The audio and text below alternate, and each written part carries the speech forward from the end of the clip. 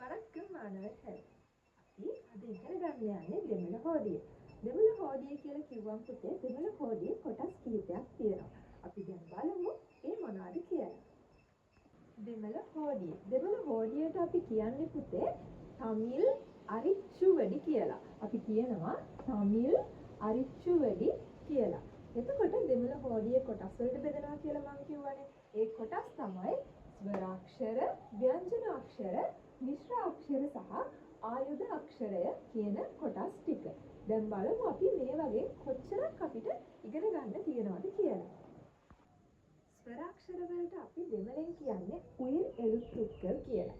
ස්වරාක්ෂර උයිර් එලුත්තුක්කල්. අපිට ස්වරාක්ෂර ඉගෙන ගන්න තියෙනවා 12. එතකොට ව්‍යංජනාක්ෂර වලට අපි දෙමළෙන් කියනවා මෙයි එලුත්තුක්කල් කියලා. මෙයි එලුත්තුක්කල් අපිට ඉගෙන ගන්න තියෙනවා පුතේ 18ක්.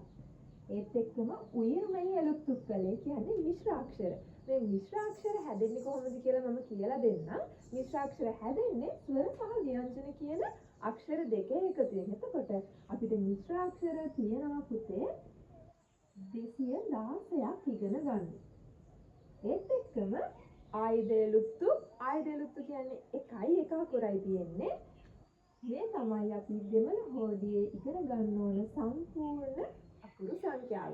ඊට අමතරව නූතන හෝඩියේ අපි දැනට පාවිච්චි කරන තවත් අක්ෂර කිහිපයක් තියෙනවා. මම ඒ ටික ඔයගලන්ට කියලා දෙන්නම්. මේ තියෙන්නේ අපිට ඉගෙන ගන්න තියෙන ස්වර අක්ෂර 12. අපි බලමු මේ අක්ෂර ටික.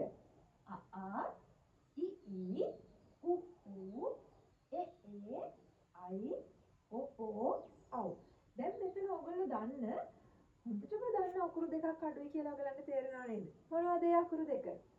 ඈ සහ ඈ කියන අකුරු දෙක. ඒ දෙක දෙමළ හෝඩියේදී අපි පාවිච්චි කරන්නේ නැහැ පුතේ. ඈ යන්න සහ ඈ යන්න කියන අකුරු දෙක දෙමළ හෝඩියේ අපි පාවිච්චි කරන්නේ නැහැ. දැන් බලමු කොහොමද මේ අකුරු ටික ලියන්නේ කියලා. අයන්න ආයන්නද පුතේ අලකින්න දාන්නේ අපි මෙන්න මෙහෙම. ඊළඟට ඊයන්න ඔයගලන්ට මතක තියාගන්න ලේසියි දරුවෝ. සිංහලෙත් ඊයන්නට මෙහෙම බිංදු දෙකක් තියෙනවානේ. ඒ වගේ දෙමළ ඊයන්නටත් අපිට මෙහෙම බිංදු දෙකක් තියෙනවා. ඊළඟට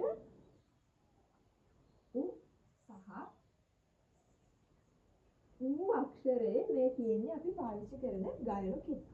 ඊළඟට යන්න ඒ අයි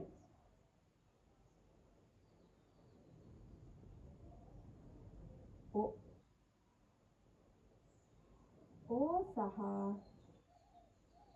අවුලියද්දී මෙන්න එයාගේ ගයන කිත්ත. මේ තමයි අපේ ස්වර අක්ෂර 12. මෙතන ඈ සහ ඈ කියන අක්ෂර දෙක හැර ඉතුරු අක්ෂර ටික අපිට දෙමළ හෝඩියේ පාවිච්චි කරන්න පුළුවන්. අපි බලමු අකුරු ටික මුල ඉඳන් අ ඉ ඊ උ ඌ එ ඒ අයි ඔ ඕ ඖ. ඔන්න දැන් අපි බලමු පුතේ ව්‍යංජන අක්ෂර 18. ව්‍යංජන අක්ෂරයක් නැත්නම් ව්‍යංජනයක් හැම වෙලාවෙම පවතින්නේ හල් ස්වරූපයෙන්. ඒ කියන්නේ හල් අකුරක් විදිහට. දෙමළ හෝඩියේදී අපිට සිංහල හෝඩියේ අකුරු කිහිපයකට අකුරු 3කට හෝ 2කට දෙමළ හෝඩියේ දෙමළ භාෂාවෙන් එක අකුරක් තියෙන අවස්ථාවක් අපිට දකින්නට හම් වෙනවා. දැන් අපි බලමු මේ මොනවද කියලා.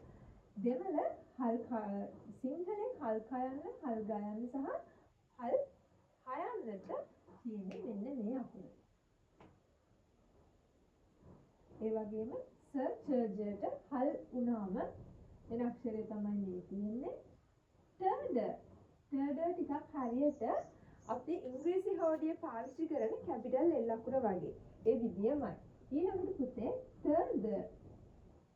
මම මේ උඩින් දාන්නේ හල් කිරීම. බිංදුවක් විදිහට දාන්නේ දෙමළ හල් කිරීම. ඊළඟට පුතේ ටර්ඩර් ඒකත් පයන්න වගේ. හැබැයි අපි ඒක ලියන්නේ කොහොමද? කොටුවට තමයි අපි ලියාගෙන යන්නේ. ඊළඟට ටර්ඩර් මේ තියෙන්නේ බිංදුව. අපි සිංහලෙන් නම් බිංදුව ගොඩක් ලේසියෙන් ලියනවානේ. අපි දැන් බිංදුව ලියන්නේ මේ විදිහට. දෙමළ බිංදුව ලියන්නේ අපි මෙන්න මේ වගේ.